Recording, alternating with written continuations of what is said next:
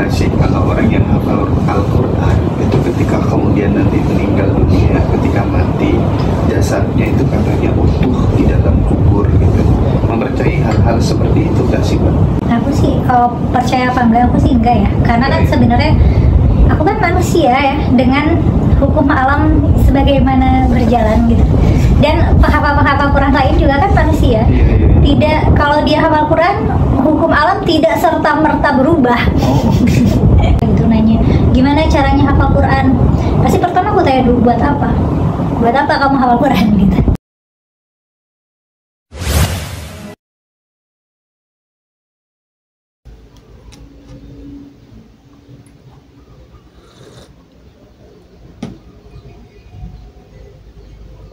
Kita mulai videonya. Sekarang kan orang yang dapat aliran-aliran tunjuk apa-apa wahyu itu kan juga banyak juga gitu. Ya mekanismenya kan hampir sama ketika kemudian dia bisa punya pengikut yang banyak gitu. Iya. Cuman sekarang tuh agak susah kalau orang mengaku nabi atau mengaku sebagai utusan Tuhan, karena biasanya kalau di Indonesia nasibnya kalau nggak masuk penjara masuk RSJ. Oh iya, betul sih. Dua itu.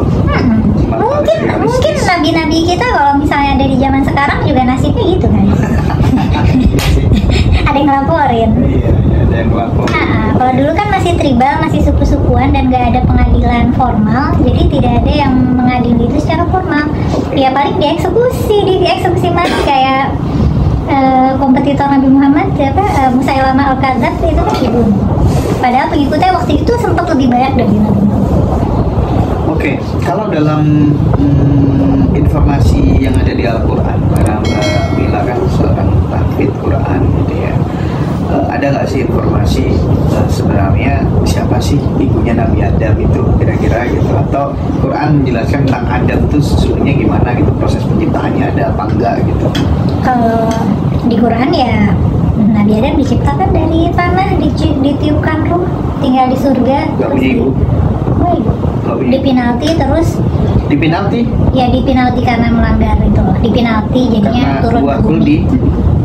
Terus turun ke bumi. Tapi kan itu aku akan bilang itu mitologi penciptaan manusia ya. Karena kan sekarang kita bisa tahu kalau misalnya Nabi Adam dan banyak nabi-nabi lain itu sebenarnya figura historis, figur-figur yang sebenarnya tidak ada dalam lini masa sejarah, tapi diceritakan berulang-ulang gitu. Jadi levelnya sama seperti alegori atau legenda gitu.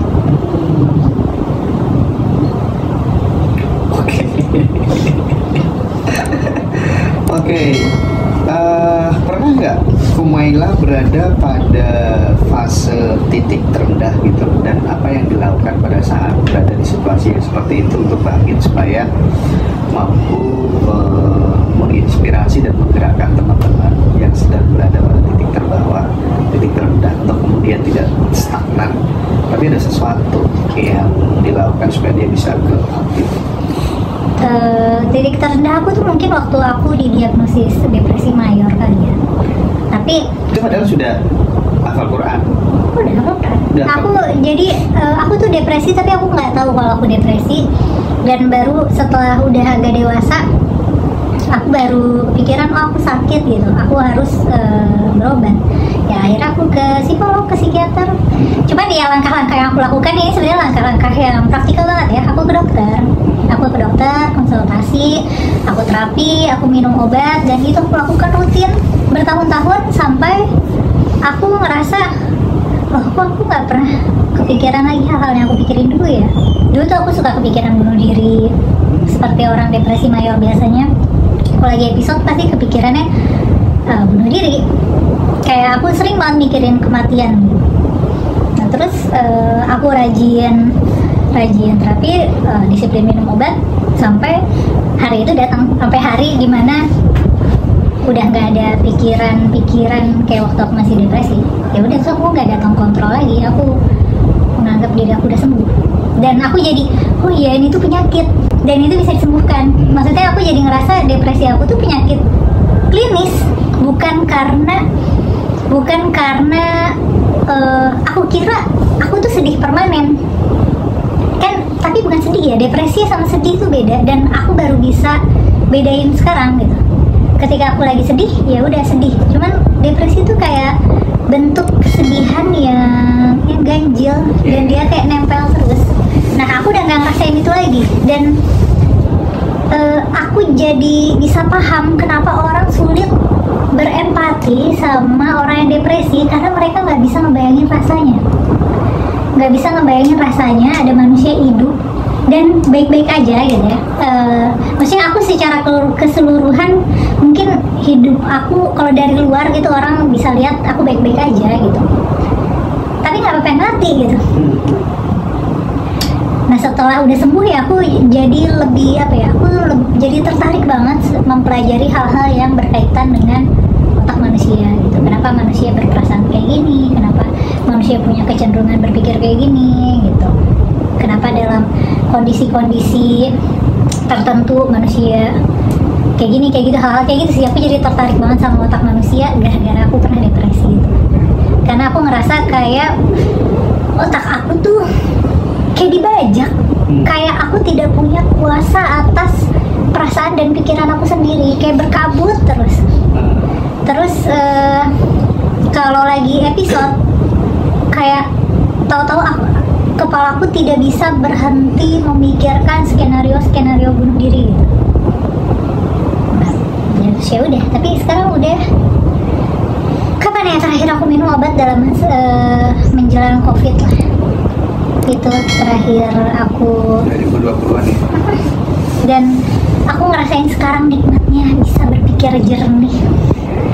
Karena ketika depresi itu pikiran selalu berkabut karena ada ini pikiran, ini perasaan. Memang pikiran dan perasaan itu kan saling mempengaruhi. Tapi kalau lagi depresi itu jadi kayak perasaannya tuh menggayuti pikiran terus. Jadi pikiran yang diproduksi dengan perasaan yang kayak gitu. Apalagi depresi permanen. Maksudnya aku kan depresi mayor ya. Jadi aku ngerasa down terus-terusan. Pikiran-pikirannya jelek. Pikiran-pikiran tentang diri aku jelek. Jadi aku tuh punya self concept yang jelek banget gitu. Aku merasa jelek, aku merasa bodoh, aku merasa tidak berharga, hal-hal yang kayak gitu. Sekarang mah enggak, aku cantik, cerdas gitu ya. Terus Mbak sebagai seorang tabib gitu, percaya nggak sih kalau orang yang hafal Al-Quran itu ketika kemudian nanti meninggal dunia, ketika mati jasadnya itu katanya utuh di dalam kubur gitu? Mempercayai hal-hal seperti itu nggak sih Mbak? Aku sih kalau percaya apa enggak, aku sih enggak ya. Karena kan sebenarnya aku kan manusia ya, dengan hukum alam sebagaimana berjalan gitu. Dan penghafal Quran lain juga kan manusia. Tidak, kalau dia hafal Quran, hukum alam tidak serta-merta berubah. Manusia ya, kalau dia manusia ya dia akan membusuk juga nanti ketika sudah. Kenapa ada ide cerita seperti itu tuh sebenarnya motivasinya untuk apa? Nggak tahu, orang tuh mikir kalau hafal Quran jadi bukan manusia lagi kan, jadi malaikat. Mereka kan manusia juga. Dan menurut aku itu aku nggak tahu sih ya ini. Waktu itu abang aku tuh sempat warning kayak karena banyak banyak serangan kebencian dan kemarahan itu datang dari lembaga-lembaga takfir kan, guru-guru ngaji dan lembaga-lembaga takfir itu pada marah banget. Sampai sekarang. Nah terus abang aku sempat nge-warning Mel ketika aku mengkritisi pendidikan berbasis hafalan, aku mengkritisi hafal Quran gitu. Yang terserang tuh industri loh. Terus apalagi kan sekarang lagi tren banget. Benar. Semua anak-anak tuh harus hafal Quran. Iya, industri itu ya. Aku tuh setiap kali ada temen atau temen deh, biasanya teman atau saudara gitu nanya gimana caranya hafal Quran, pasti pertama aku tanya dulu buat apa kamu hafal Quran gitu. Soalnya di pengamatan aku jadi sadar kalau aku bisa hafal Quran ya karena bakat aja. Karena kebetulan aku bukan cuma hafal Quran, aku hafal, tau gak sih kitab-kitab kecil tuh, apa sih kitab nahwu yang kecil? yang biasa di pondok-pondok tuh yang al-kalamu wal lafzul murakkabul mufid. Aku hafal banyak hal waktu kecil. Waktu kecil terutama ya.